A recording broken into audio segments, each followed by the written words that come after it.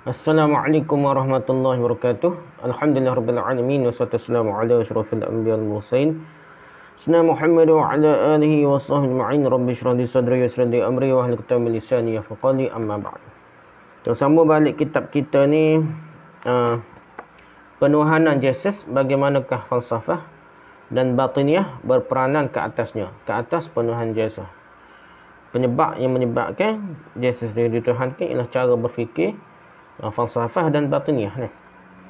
Oleh Ustaz Amirul Ashraf Fazil dan Ustaz Ahmad Ikram Muhammad Nur. Jadi kita sambung bab yang kedua dah. Iaitu bermulanya Jesus dituhankan. Bermulanya Jesus dituhankan. Mula topik ni Hukmah dan Sofia. Apakah maksud Hukmah dan Sofia? Kita baca lepas ni lah. Hukmah dan Sofia. Hukmah dan Sofia. Dalam seni penulisan sastra terdapat satu teknik gaya bahasa penulisan, teknik gaya bahasa penulisan yang disebutkan sebagai personifikasi. Personifikasi. Iaitu apabila seseorang penulis karya sastra, poinnya, bertindak memberikan sifat-sifat manusia kepada benda-benda yang tidak bernyawa. Benda tak nyawa bagi sifat manusia dah. Atau sesuatu yang abstrak dalam penulisannya bagi mewujudkan kesan sendirinya. Aku sebuah pensel, aku sebuah kereta. Macam tu lah. Frasa seumpama mentari pagi menguntumkan senyuman. Nak suruh sedap bunga bahasa ni. Mentari pagi menguntumkan senyuman. Dan rasa cinta mengetuk pita hati. Adalah sebahagian daripada contoh mudah penggunaan gaya bahasa ini dalam karya-karya penulisan sastra. Di mana objek yang tidak bernyawa seperti matahari, yang bahkan tidak memiliki mulut, matahari tak ada mulut dan bibir untuk senyum pun serta perasaan cinta yang merupakan suatu konsep yang abstrak, bukan zahir benda abstrak, merujuk kepada rasa kecenderungan hati terhadap seseorang masing-masing dinyatakan sebagai boleh menguntumkan senyuman dan boleh melakukan perbuatan mengetuk. Ketuk ni ada tangan, tak ada tangan, tak ada apa dah. Perasaan yang boleh mengetuk macam mana sebagai daripada teknik personifikasi yang digunakan dalam penulisan sastra bahkan lebih dahsyat lagi. Ini adalah bila penulis sampai kepada tahap mampu mengindividukan sebuah konsep atau idea dasar yang menerangkan sesuatu lalu menjadi satu peribadi yang boleh berkata-kata dengan sendirinya serta seterusnya berperanan sebagai satu watak dalam sesebuah karya penulisan. Hal ini sebagai contoh boleh dilihat dalam karya penulisan pengarang cerita-cerita dongeng kanak-kanak, cerita dongeng kanak-kanak, Hans Christian Andersen, di mana dalam karya penulisannya berjudul The Story of a Mother, Andersen telah mengindividukan dan mewatakkan konsep kematian dan konsep malam. Mati tu jadi macam individu, jasad boleh bergerak ke apa. Dan konsep malam pun jadi macam individu, macam orang. Pada asalnya keduanya hanyalah merupakan konsep tentang sesuatu. Iaitu pertama, kejadian tamaknya hayat kehidupan seseorang. Dan kedua, fenomena alam. Apabila cahaya matahari hilang setelah terbenamnya matahari, iaitu malam lah. Konsep malam tu gitulah. Kedua-dua, kematian dan malam, walau bagaimanapun telah diindividukan, diorangkan oleh Andersen dengan dijadikan watak yang boleh berkata-kata dengan sendirinya dalam karya cerita dongeng karangannya tersebut. Bawa sedap dengan cerita ni. Rujuk The Story of a Mother, Hans Christian Andersen. Hal ini justru memperlihatkan bahawa dalam seni penulisan karya sastra boleh berlaku keadaan di mana penulis menggunakan teknik personifikasi tahap tinggi yang sehingga memaparkan setengah konsep yang abstrak atau idea dasar bagi menerangkan sesuatu dalam bentuk watak yang hidup dan boleh berkata-kata dengan sendirinya demi meningkatkan daya tarikan pada karya penulisannya supaya tertarik buat cerita macam cerita dongeng lah. Cerita dongeng tu macam ke matahari bercakap-cakap, malam bercakap-cakap, mati bercakap-cakap. Jadi individu yang hidup. Kita tak apalah, habis tu konsep asas pada penulisan lah. Kita pergi pula kepada Hukmah. Personifikasi kebijaksanaan Tuhan. Dia gambarkan bagaimana bijaksanaan Tuhan itu jadi individu. Sebetulnya teknik gaya bahasa personifikasi seperti yang telah dijelaskan itu sudah lama wujud dalam seni penulisan karya kesusastraan. Tak kira sastra Melayu kau.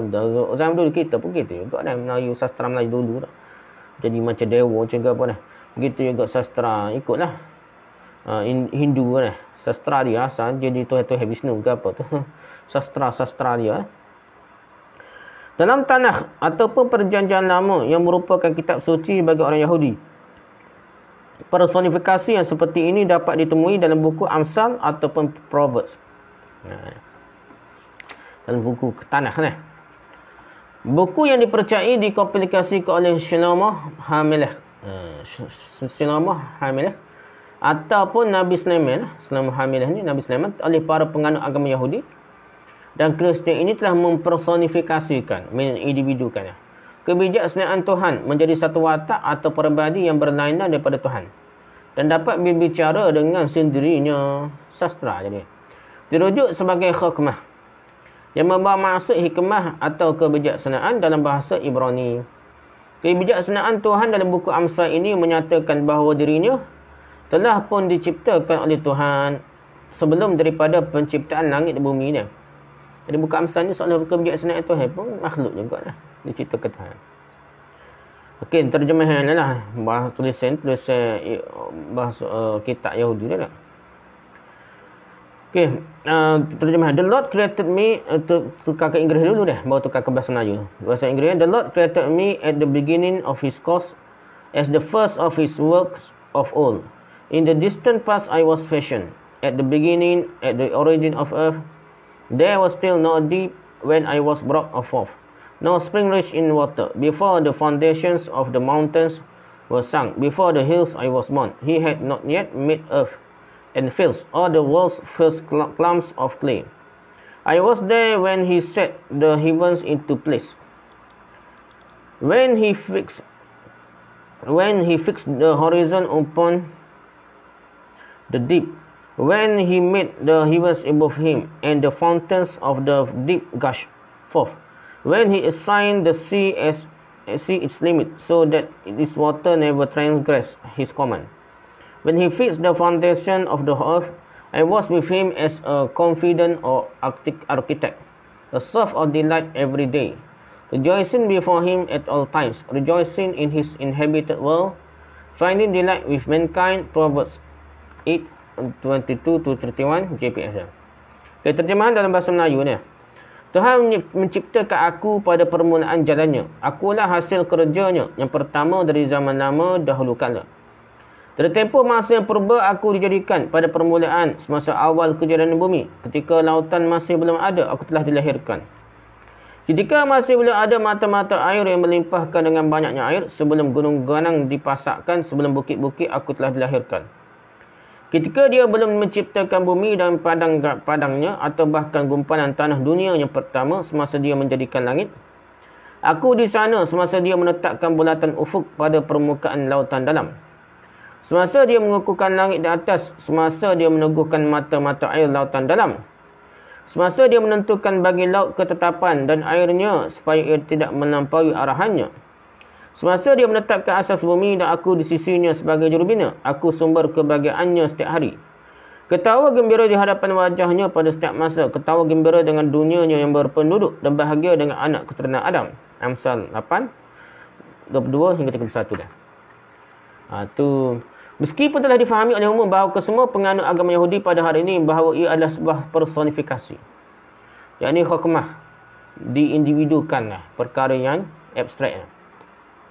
Yang sedang berbicara tersebut tidak lain hanyalah sekadar watak yang diwujudkan untuk mewakili hakikat kebijaksanaan Tuhan yang sebenar. Terdapat sebahagian daripada masyarakat Yahudi yang hidup pada masa silam memahami petikan buku Amsal yang menceritakan perihal hikmah ini secara terus, secara zahir.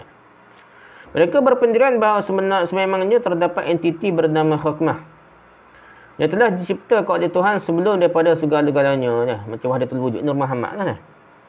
Dan dia benar-benar berada di sisi Tuhan semasa Tuhan menciptakan langit dan bumi. Hak Nur Muhammad apa yang akan berujuh dengan kitab Bible ni.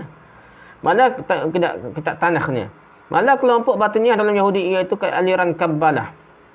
Kabbalah adalah aliran terkemudian yang disusun sistematik dalam kitab Zohar. Ada kitab khususnya kitab Zohar. Juga menggunakan penafsiran sedemikian dan mereka meletakkan hikmah sebagai perwujudan Tuhan pada martabat awal. Dalam martabat kebijaksanaan, di dalam martabat kewujudan sifrat. Yang ambil hujah ni, ambil dalil ni, untuk dia buat satu, teori hukmah lah, dia jadi apa? Martabak dah. Okay? Kita tengah martabak 7 martabak berapa dah? Al-Jili lah, lepas tu Ibn Arabi yang ada martabak-martabak ketuhanan, Tuhan menurun ataupun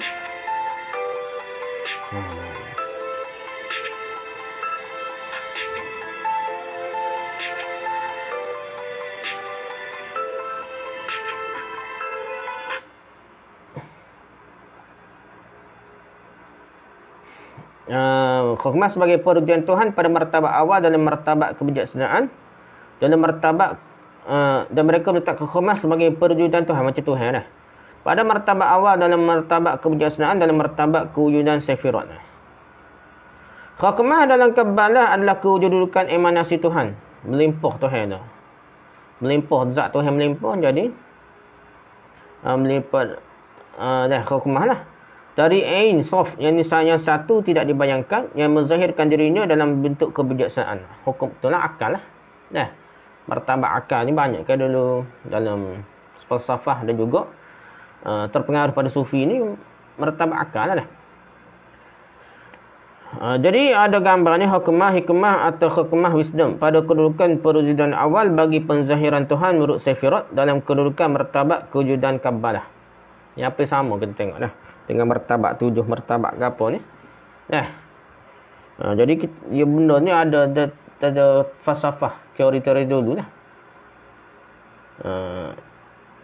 Jadi kata crown, hikmah, wisdom, dinah, understanding, hesed, living kindness, gavurah, severity, tiferet, beauty, hot, splendor, nezak, victory, yesod, foundation, malkhut, kingdom. Lebih kurang gitulah. Ni dia buat teori dia lah, cara Kabbalahnya. Justru personifikasi kebijaksanaan Tuhan mengindividukan, mengorangkan kebijaksanaan Tuhan yang diwujudkan oleh penulis buku Amsal ini telah pun difahami oleh sebahagian penganut agama Yahudi pada masa silam secara literal, secara zahir. Secara itulah macam Tuhan melimpah lah. Jadi zat Tuhan juga. Dan perkara ini boleh dilihat dengan jelas melalui pernyataan-pernyataan terdapat dalam sebuah buku. Jadi dinamakan sebagai kebijaksanaan Salomo ataupun Wisdom of Solomon yang akan dihuraikan selepas ini. Jadi Yahudi ni agak kuat ni Solomon. Jadi antara benda sebab dia nak tawar Israel Yahudi, nak tawar Palestin tu, nak bubuh. Sebab ini itulah kerajaan Islam dah. Suka nak cari sihir dah macam-macam lah. Pasal dia ada unsur Kabbalah batiniyah. Yahudi yang cuba ada nak cari sihir lah, nak cari benda-benda pelik daripada Solomon. Sebab tu yang angkat menang Nabi Sulaiman nak cerita-cerita Nabi Sulaiman dan dia angkat menang memang ada benda pelik dah. Dia tengah menuju kerajaan Solomon yang baru dah. Okay, kebijaksanaan Solomon dan Sofia. Pada awal kurun pertama sebelum Masihi, iaitu kira-kira 100 tahun sebelum kelahiran Nabi Isa AS, telah muncul sebuah buku keagamaan Yahudi yang berjudul Kebijaksanaan Salomo ataupun Hikmah Sulaiman. Ia telah ditulis oleh golongan Yahudi yang berada di Iskandariah, yakni di Mesir. Gambar Book of Wisdom atau Wisdom of Solomon. Ada buku dia lah. Buku yang tulis menggunakan bahasa Yunani ini telah diperdebatkan statusnya dalam kalangan para penganut agama Yahudi dan agama Kristian lah. Di mana golongan Yahudi secara umum telah menolak status wahyu bagi buku ini dengan tidak memasukkannya ke dalam kanun atau daftar buku kitab suci mereka, itu Tanakh. Tak masuklah buku ni lah, Wisdom of Solomon. Manakala para penganut agama Kristian pula menerimanya dengan memasukkan ia ke dalam bahagian kanun kedua atau Deuterocanica bagi bahagian perjanjian lama Bible Kristian, Old Testament lah. Bagaimanapun pada hari ini buku Kebijaksanaan Salomo ini tidak lagi boleh didapati secara mudah kerana setelah berlakunya reformasi Protestan. Buku Kebijaksanaan Salomo ini telah ditolak dan dikeluarkan daripada kanun Bible Kristian oleh para penganut aliran Protestan bersama-sama dengan buku-buku Deuterocanica perjanjian lama yang lain. Justru pada hari ini buku Kebijaksanaan Salomo hanya boleh didapati dalam sebahagian versi Bible sahaja, seperti Bible Kristian khas aliran Katolik dan Bible untuk kegunaan akademik saja. Berlainan pula dengan buku Amsal yang telah dihuraikan sebelumnya dalam buku Kebijaksanaan Salomo, Kebijaksanaan Tuhan. Kali ini dirujuk pula sebagai Sophia, yang merupakan terjemahan bahasa Yunani bagi kebijaksanaan. Jadi Sophia tu mengikut bahasa Yunani, kebijaksanaan. Secara terang dan jelas telah dipaparkan sebagai satu entiti atau pribadi yang berlainan daripada Tuhan. Soalah dia ni bukan Tuhan limpahan zat Tuhan, ia Tuhan lah. Tuhan lain lah, bukan Tuhan macam dia ciptakan ya, daripada zat Tuhan. Kebijaksanaannya bertabak akal ke apalah. Konsep Sofia ini dilihat terkesan dengan akidah batiniah Gnostikisme Kristian awal. Mereka percaya bahawa monad Tuhan terawal telah menjelmakan dirinya ke beberapa tahap, termasuklah Sofia, kebijaksanaan lah, yang mewakili kebijaksanaan bagi monad. Asal titik pusat Tuhannya lah monad ni. Ini ada gambar perbandingan martabat kewujudan dari limpahan emanasi limpahan zat Tuhan ya, yang mana tradisi kebatinan Yahudi Kabbalah turut berkongsi fahaman Gnostikisme ni. Dia buat perbandingan Sefirot Kabbalah, Katakron, Binah understanding, Hokmah wisdom, Gevurah severity, Hesed loving kindness, Tifrat beauty, hot splendor, Netra victory, Yesu foundation, Malchut kingdom ni. Jadi buat perbandingan dengan Gnostikisme, monad ni titik asal cahaya kepada monad ni Tuhan asal zat Tuhan, emanasi melimpah jadi Aion, emanasi melimpah pula jadi Sofia, kebijaksanaan. Melimpah lagi jadi Diomedes, Tuhan rendah mengaku menciptakan segala-galanya. Barulah ilusi menjadi seperti monad kecil roh dalam diri, maksudnya alam zahir lah. Dalam teks kebijaksanaan selama ini dinyatakan bahawa Sofia berada bersama-sama dengan Tuhan semasa Tuhan menciptakan dunia. Sebagaimana dalam buku Amsal kebijaksanaan Salomo 9:9. Namun begitu, sesuatu yang berbeza adalah entiti Sofia. Kebijaksanaan ini telah turut disebut sebagai Atmis, yakni wap ataupun hembusan daripada kekuasaan Tuhan, dan Aporia Elikrinis, iaitu sebenar-benar limpahan ataupun pancaran tulen daripada keagungan yang maha berkuasa. Jadi yang angkat akal ni ataupun kebijaksanaan ni perkara yang besar lah, paling besar dia. For wisdom is more mobile than an emotion, because of her pureness she pervades and penetrates all things. For she is a breath of the power of God and a pure emanation of the glory of the Almighty. Therefore nothing defile gains entrance into her, for she is a reflection of eternal light, a spotless mirror of the working of God, and an image of His goodness. Wisdom of Solomon 7:24-26 NRS dah. Ni Bible dia lah. Justru dalam buku kebijaksanaan Salomo, Sofia itu hikmah, kebijaksanaan lah, tidak lagi sekadar menjadi watak yang diwujudkan oleh penulis untuk mempersonifikasikan kebijaksanaan Tuhan, mengindividukan macam sastra tu, yang pada hakikatnya hanyalah merupakan satu sifat daripada sifat-sifat yang dimiliki oleh Tuhan. Tetapi sebaliknya telah benar-benar menjadi satu entiti yang berbeza lagi terpisah daripada Tuhan. Jadi satu benda yang baru lah. Makhluk ciptaan Tuhan atau zat Tuhan yang berpisah daripada itu, zat yang asal dia, melimpah daripada zat asal. Menurut Peter Schaffer, seorang ilmuwan dalam bidang kajian agama Yahudi di Princeton University, menyatakan bahawa Sofia merupakan sesuatu yang mengalir daripada zat Tuhan itu sendiri, melimpah lah, dan merupakan contoh sempurna atau archetype kepada kesempurnaan Tuhan serta emanasinya melimpah zat Tuhan yang berfungsi untuk mengenalkan dunia kepada perbuatan-perbuatan Tuhan serta keagungannya, keagungan Tuhan.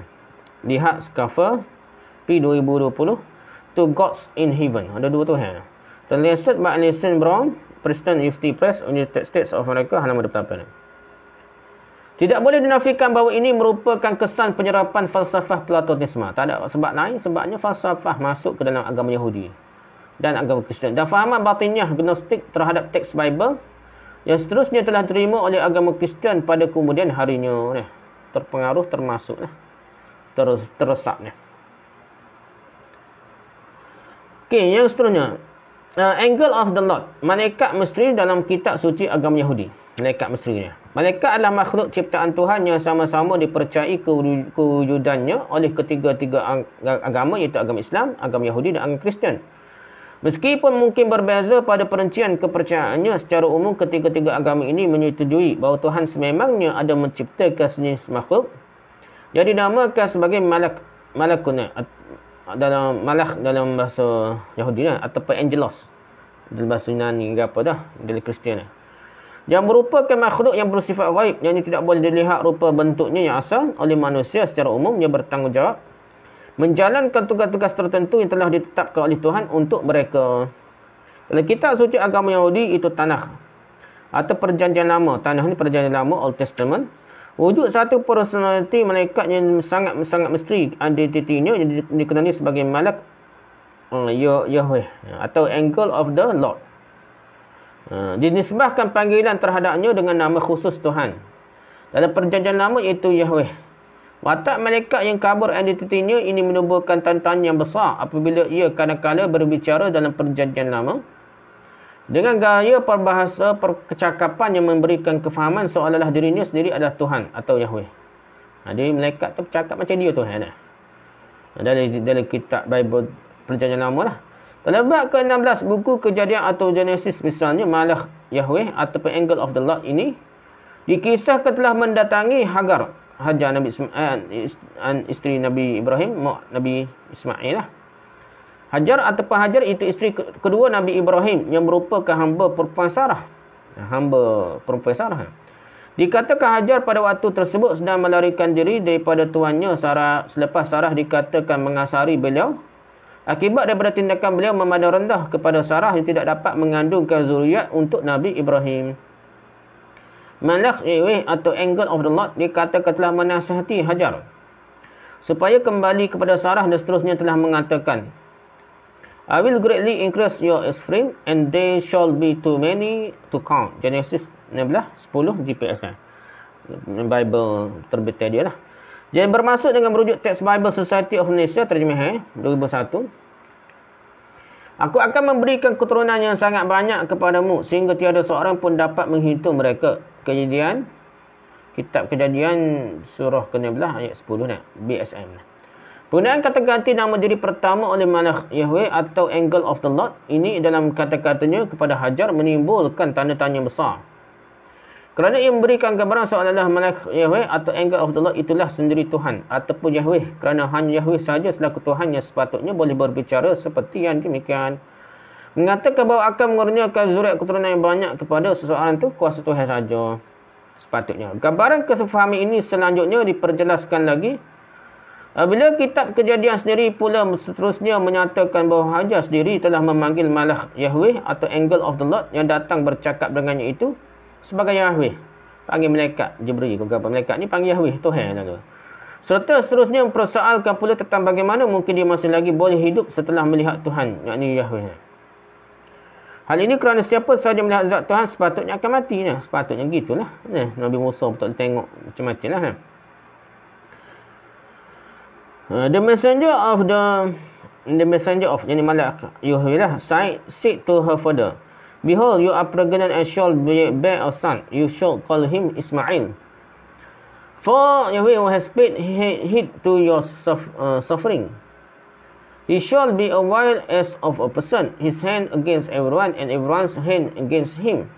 He shall dwell alongside of all his skin, and she called who spoke to her, You are Elroy, by which she mean, have I not gone on sin after my being seen. Genesis 16, 11 hingga 13 GPS. Yang bermaksud malaikat Yahweh berkata kepadanya, Ketahuilah engkau sedang mengandung dan bakal melahirkan seorang anak lelaki. Engkau bakal memanggilnya Ismail kerana Yahweh telah mendengar penderitaanmu. Dia akan menjadi orang yang seperti Kedalia. Tangannya melawan semua orang dan tangan semua orang pun melawannya. Dia bakal tinggal bersama-sama semua saudara-saudaranya dan dia Hagar memanggil Yahweh. Dia berkata-kata kepadanya, engkau adalah Elroy. Yang mana ingin memaksudkan, adakah aku telah melihat Tuhan dan masih hidup selepasnya? Kalau tengok Tuhan, nak hidup lagi macam mana? Tak boleh hidup lah. Kejadian ke-16, 11 hingga 20. Ataupun sebenarnya ada kepercayaan bahawa Tuhan ni hanya boleh lihat setelah mati ni. Ataupun akhirat, kalau tengok Tuhan tak? Tak mungkin lah. Kalau nampak tu, apa-apa bentuk nampak dalam sebelum mati ni, sebelum akhirat ni. Bukan Tuhan lah, sepatutnya gitu lah.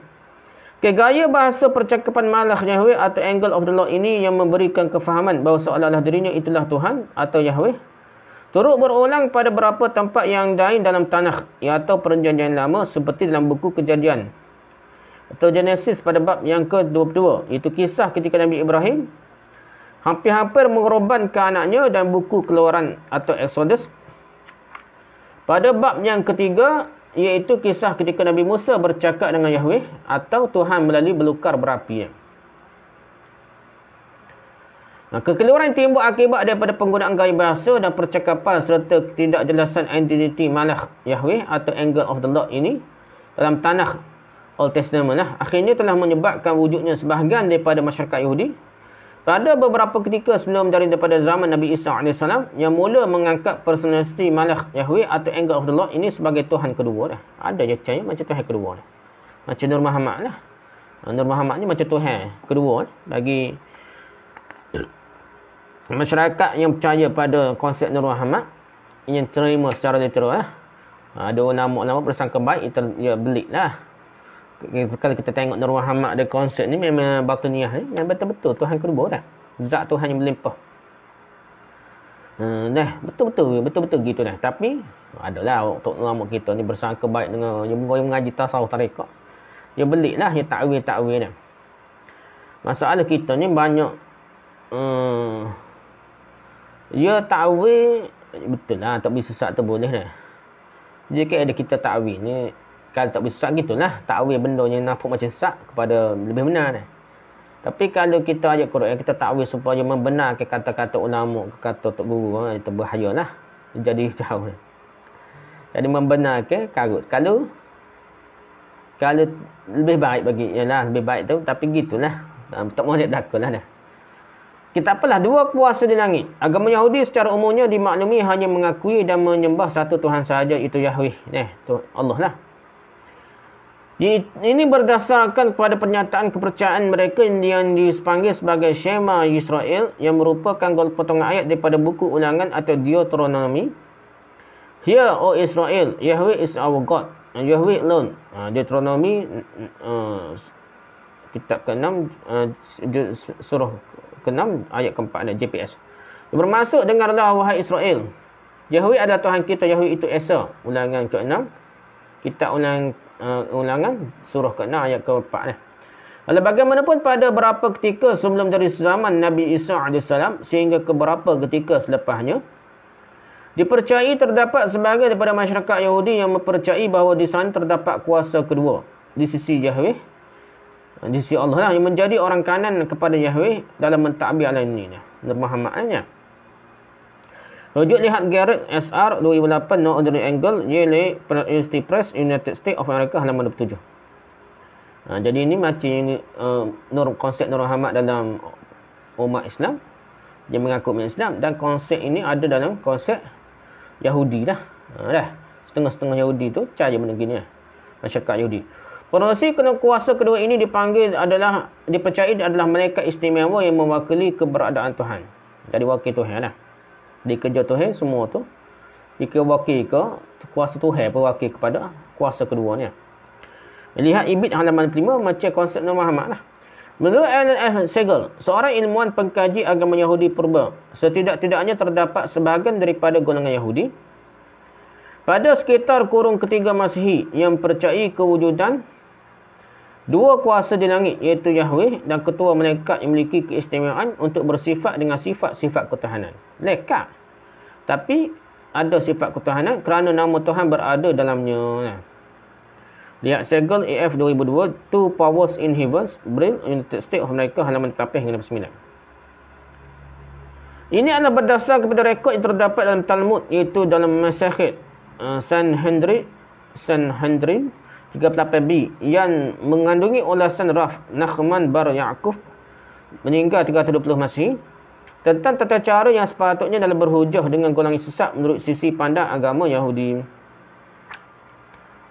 Dia kata apa? Bahasa Inggerisnya. Raf Nachman says this one, any person who knows how to respond to the heretics as effectively as Raf did should respond to them, but if he does not know, he should not respond to them. The Gemara relates, a certain heretic said to Raf Adid, it is written in the verse concerning God, and the Moses he said, come up to the Lord. Exodus 24:1. The heretic raised a question it should have stated. Come up to me, Rough Edit said to him. This term, the Lord, in that verse is referring to the angel Metatron, whose name is like the name of his master, as is written, Behold, I send an angel before you to keep you in the way and to bring you to the place that I have prepared.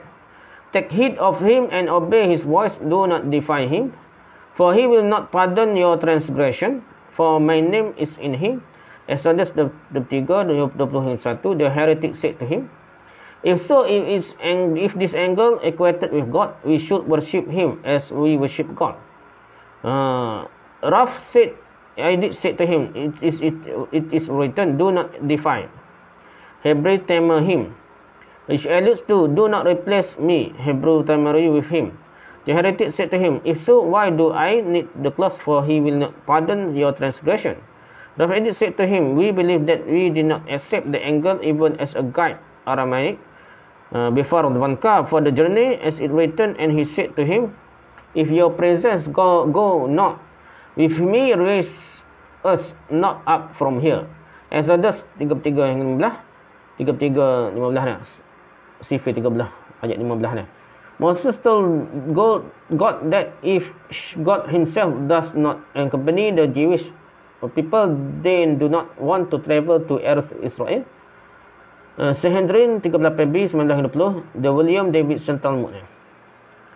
Rujuk, lihat the William Davidson digital edition of the Koran No Talmud with commentary by Rabbi Adin Evan Israel Stan Sauce. www.sefaria.org Sanhedrin.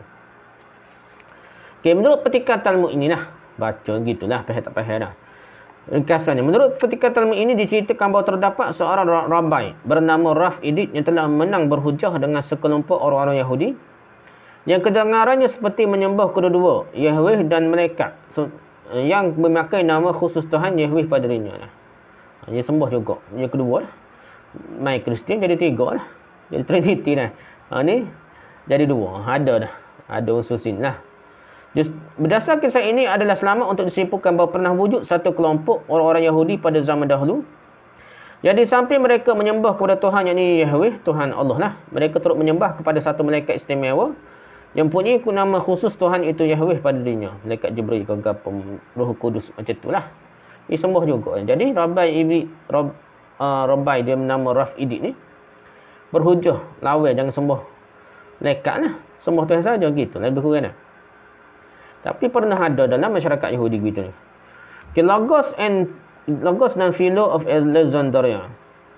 Dalam falsafah Platonisme pertengahan atau Middle Platonisme, terdapat satu kepercayaan kepada daya kebijaksanaan alam, akal ni dah, yang disebut sebagai Logos. Logos ni akal lah, Tuhan akal. Tuhan yang akal tu, kebijaksanaan tu sebagai Tuhan. Istilah Logos dalam bahasa Yunani secara literalnya bermaksud perkataan ataupun kalimah. Segi bahasanya, zahirnya perkataan atau kalimah. Namun begitu, ia juga boleh membawa maksud sebab atau penjelasan serta munasabah atau masuk akal. Masuk akal lah. Bijaksanaan sebab, munasabah, masuk akal. Dalam kalangan penganut ajaran falsafah Stoik, salah satu aliran falsafah Yunani dari kurun ketiga sebelum Masihi, istilah Logos digunakan pula untuk merujuk kepada keupayaan berfikir yang dipercayai dimiliki oleh alam semesta. Akal lah. Mengagungkan akalnya. Tuhan. Akal tu jadi Tuhan. Definisi serta konsep Logos seperti yang dipegang oleh golongan Stoik inilah yang kemudiannya telah diambil serta diintegrasikan pula ke dalam falsafah Platonisme pertengahan yang muncul kemudiannya pada kurun pertama sebelum Masihi. Jadi daripada Logos tu lah digunakan oleh falsafah mengangkat akal ni macam Tuhan lah. Tuhan lah jadi Tuhan. Martabat akal lah. Ia merupakan satu kuasa, Logos ke apa ni, kebijaksanaan alam ni merupakan satu kuasa ataupun daya yang dipercayai berada dalam alam ini dan mengikat setiap satu zarah alam dengan yang lainnya, serta dipercayai bertanggungjawab menghasilkan reka bentuk dan menyebabkan adanya aturan-aturan tertentu bagi alam ini. Seandainya boleh diberikan perbandingan, ia hampir mirip dengan konsep The Force, seperti terdapat dalam dunia fiksyen filem Star Wars. The Force ni. Dalam dunia filem berkenaan, The Force dianggap sebagai satu kuasa ataupun daya kosmik. yang meliputi serta menyelati seluruh alam semesta yang bertindak dalam mengikat setiap satu zarah-zarah alam semesta secara metafizikal dengan yang lainnya. Dia kata the force lah. Pusat kekuatan daya lah. Dan sememangnya filem fiksyen ini diambil dari sumber konsep batiniah barat yang berkongsi teras kepercayaan sama. Kalau kita tengok cerita Hollywood, cerita apa pun. Mungkin Kristian juga lah. Dia banyak konsep dia ambil daripada falsafah barat lah. Justru konsep logos dalam falsafah Platonisme pertengahan adalah merupakan sebuah konsep kepercayaan pada satu kuasa yang dikatakan bersama-sama menetap dalam alam ini, meliputi serta menyelatinya, yang ini berada di mana-mana lah. Tidak bertempat, berada di mana-mana atau tak bertempat, dan bertanggungjawab terhadap segala perkara yang berlaku di dalamnya. Konsep logos ni lah. Kebijaksanaan tu akal tu, kebijaksanaan tu Tuhan. Martabat akal lah. Okey, Philo of Alexandria. Philo of Alexandria atau juga dikenali sebagai Philo Judaeus, yang bermaksud Philo si Yahudi, adalah seorang ahli falsafah Platonisme pertengahan. Ahli falsafah Platonisme pertengahan berketurunan Yahudi yang tinggal di Iskandariah, Mesir. Dianggarkan lahir pada sekitar penghujung kurun pertama sebelum Masehi lagi ni. Dan meninggal dunia pada sekitar pertengahan kurun yang berikutnya. Kurun pertama Masehi. Philo merupakan seorang individu yang hidup sezaman dengan Nabi Isa AS lah. Tidak dapat dipastikan sama ada kedua-duanya saling mengetahui tentang kewujudan satu sama lain atau tidak, kerana Philo tinggal di Mesir dan Nabi Isa pula tinggal di Palestin. Kita tak tahulah jumpa kedok ni. Rujuk ilustrasi Philo of Alexandria, ada gambar lah, betul ada lukisan. Daripada sudut kemasyarakatan, Philo merupakan seorang individu yang memiliki status sosial yang tinggi serta berpengaruh dalam kalangan masyarakat Yahudi di Iskandariah di Mesir. Menurut catatan ahli sejarah Rom Yahudi Flavius Josephus, Philo pernah pada satu ketika mengetuai satu delegasi orang-orang Yahudi dari Iskandariah pergi menghadap Maharaja Rom Gaius Caligula bagi membela diri di atas pertuduhan yang telah dibuat ke atas mereka oleh delegasi penduduk Iskandariah yang lain. Orang tuduh Yahudi gitu-begitulah. Lihat Josephus F. 1805, Antiquities of the Jews, translated by William Winston, A.M. Auburn and Buffalo, John E. Beardsley, book 18, halaman 8. Selain itu, Philo juga turut dinyatakan punya saudara lelaki yang bernama Alexander, yang merupakan seorang Al-Bakh, yakni pemimpin rasmi bagi masyarakat Yahudi di Iskandariah. Beliau merupakan pengkagum pada adik-adik falsafah Platonisme pertengahan. Philo yang juga dalam masa yang sama seorang Yahudi dilihat mencuba dengan begitu kuat untuk mengharmonikan serta mengintegrasikan antara adik-adik falsafah Platonisme pertengahan dengan agama Yahudi. Dia cuba capur dah. Bersangka baik. Dengan konsep Nur Muhammad lah kita dah. Lepas tu masuk ke dalam dunia Yahudi lah. Nur Muhammad tu kita yang mengaku Islam dah. Nur tu masa tegak. Nur Nabi apa? Macam-macam lah. Nabi apa? Melekat belah dah. Lepas tu Nabi Isa lah. Jadi Nur Nabi Isa macam-macam lah. Okay, melalui karya-karya penulisannya, Philo terlihat jelas cuba untuk menjambantani antara kedua-dua set kepercayaan ataupun ajaran-ajaran berbeza ini apabila banyak mengaplikasikan kaedah penafsiran yang bersifat majas ataupun alegori, yakni kiasan-kiasan terhadap perkara-perkara yang wujud dalam agama Yahudi ini bagi menepati idea-idea falsafah Platonisme pertengahan. Ya takwil ayat Quran, kalau kita kat orang Islam takwil Quran supaya sesuai dengan falsafah. Ilmu mantik, ilmu akal, ilmu kalam ni gitulah. Dia takwil kitab Yahudi supaya sesuai dengan falsafah Platonisme. Bukan takwil kalau nak terima takwil sesat kan, takwil falsafah tu supaya sesuai dengan Quran tak. Dia takwil Quran ke kitab-kitab agama ni supaya sesuai dengan keyakinan sesat ni. Okay, karya-karya Philo. Berikut adalah karya-karya penulisan Philo of Alexandria yang masih ada sehingga ke hari ini. Dan boleh didapati dalam terjemahan bahasa Inggeris. Ada ni terjemahan. Damai dulu. Okey, judul dalam terjemahan bahasa Inggeris. Pertama, On the Creation. Judul dalam bahasanya ni, Perites Kata Mose Cosmopias. Itu bahasa Yunani ni. Judul buku kedua dia, Allegorical Interpretation, bahasa Inggeris lah. Bahasa Yunani dia, Nomon Iron Allegories Ton Meta Ten Hexameron. Yang ketiga buku dia On the Cherubim bahasa Inggeris. Bahasa Yunani Periton Cherubim. Kaites Phloginus Romphaios Kaitoi Christentos Proto Ex Anthropo Kain. Bahasa Yunani dulu di Mesir lah, ni jadi bahasa Arab. Yang keempat On the Birth of Abel. Itu bahasa Inggeris dia nah. Bahasa Yunani-nya Perigenesos Abel Kai on auto tekai he Adelphus auto kain Yorogozin. Yang keempat, banyak buku dia. Berapa? Bacalah aku habis dah. Yang kelima, bahasa Inggeris was is one to act better. Yunani Perito to Heron to Keritoni Philen Epitestai. Buku keenam dia On the Posterity of Cain and His Exile. Yunani dia Engonon Kai Os Metanestes Genetai. Yang ketujuh dia On the Giants. Yunani dia Perigiganton. Yang ke-8-nya On the Unchangeableness of God. Bahasa Yunani dia Oti Atropeton to Theon. Buku ke-9 dia On Husbandry. Yunani Perigorgios. Yang ke-10 Concerning Noah's Work as a Planter. Yunani dia Periphotorgias no to Deuteron. Yang ke-11 dia On Drunkenness. Yunani dia Perimetes. Yang ke-12 dia On Sobriety. Yunani Peri on Nefsas ho no echotai kataratai. Yang ke-13 On the Confusion of Tongues. Yunani Peri Synchronous Dialecton. Yang ke-14 On the Migration of Abraham. Yunani Peri Apoikios. Yang ke-15 Who is the higher of the divine things.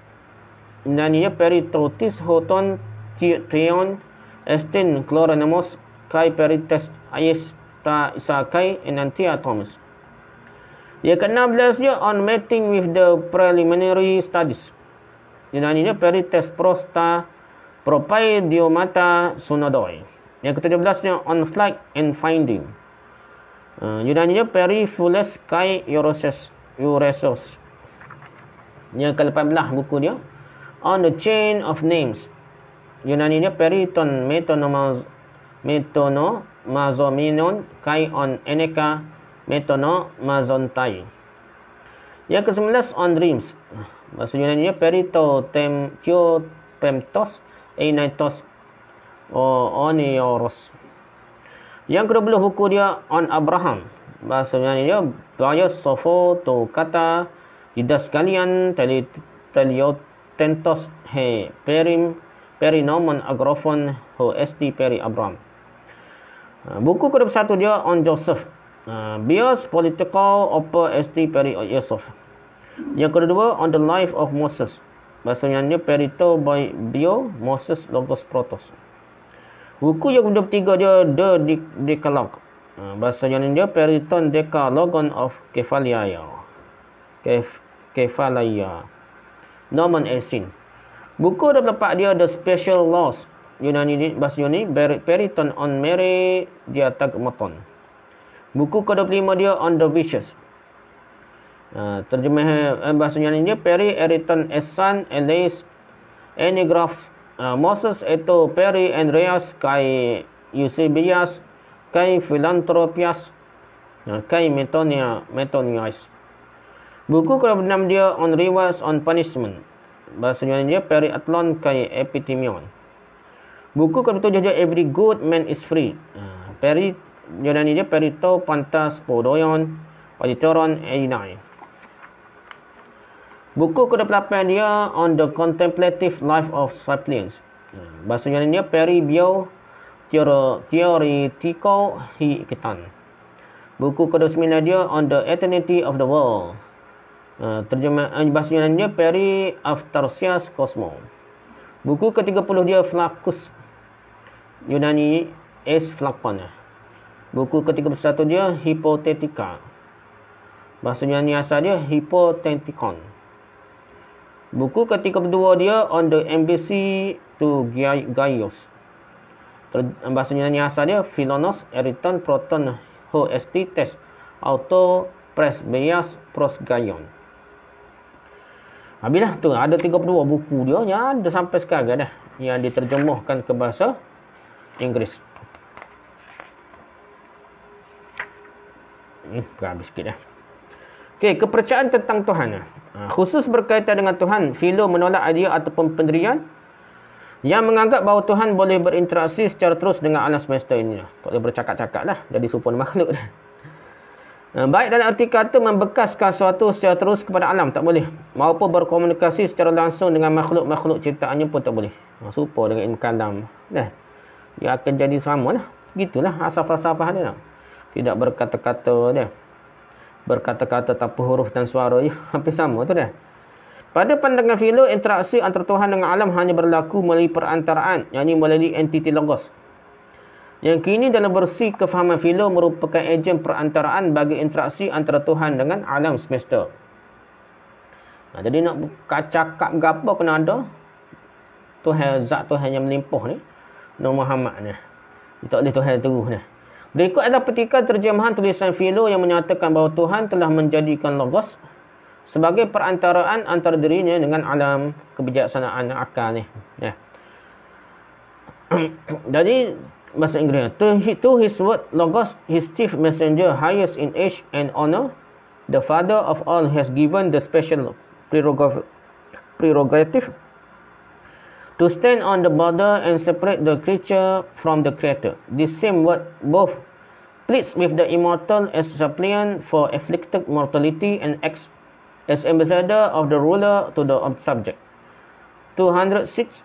He glories in this prerogative and proudly described in these words, and I stood between the Lord and you.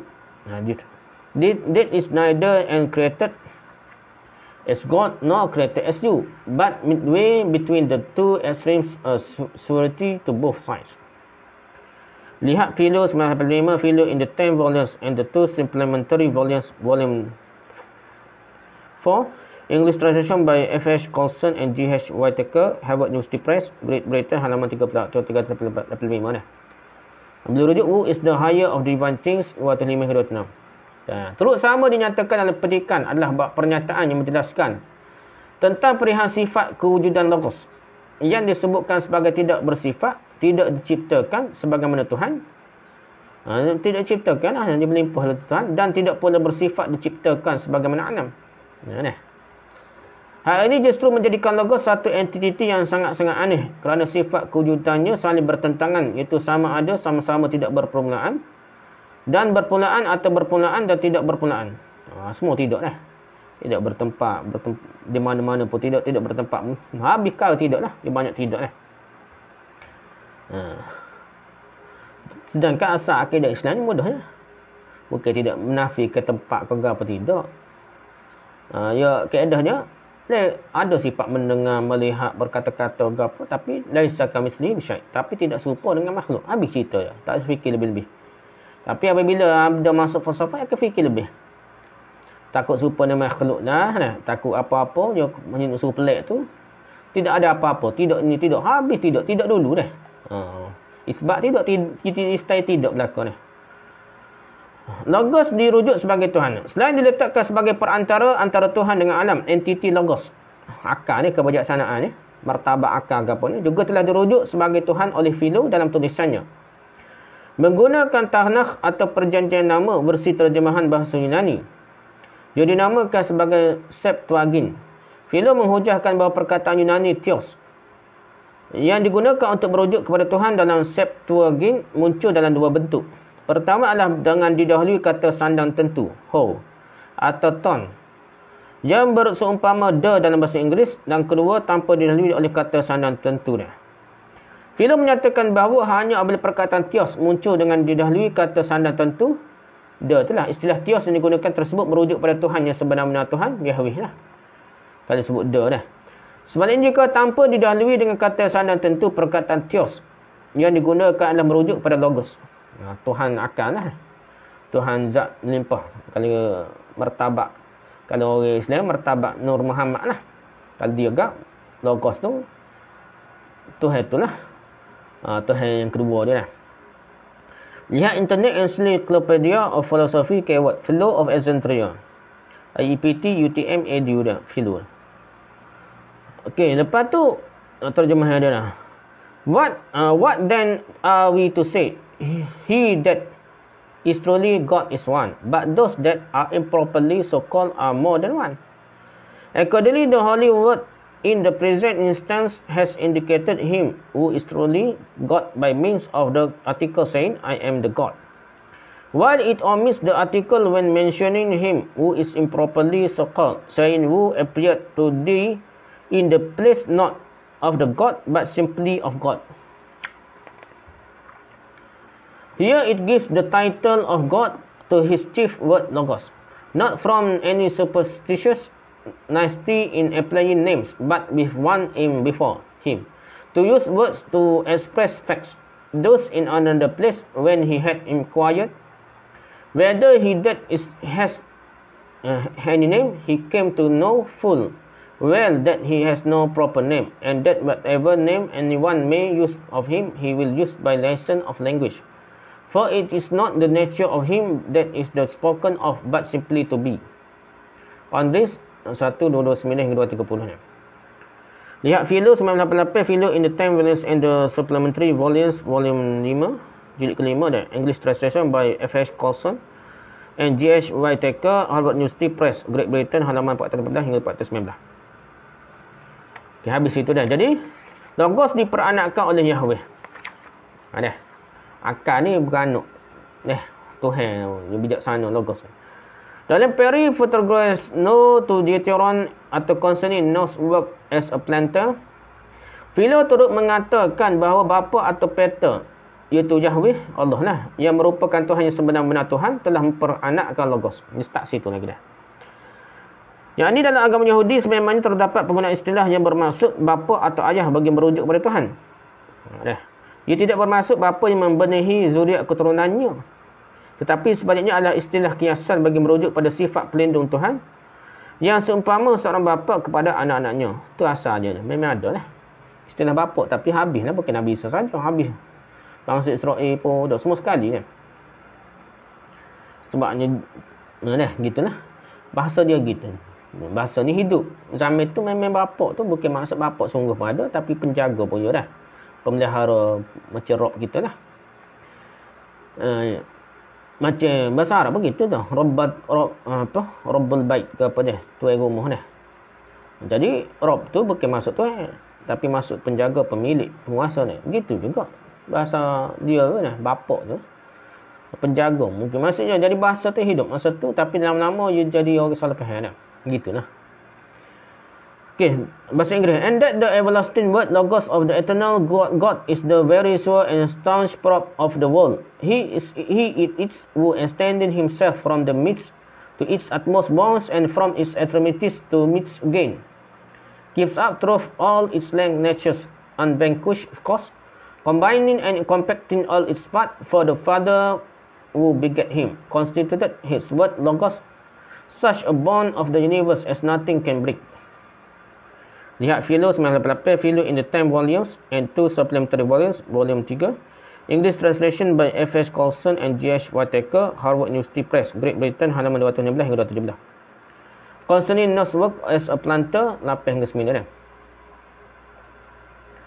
Justru menurut pegangan kepercayaan Philo, Yahweh, Allah ni benar-benar mempunyai anak yang dibenih sendiri olehnya, sebagaimana manusia dan hewan punya anak-anak dari benih mereka sendiri. Kau tengok, dia kata gitulah dah.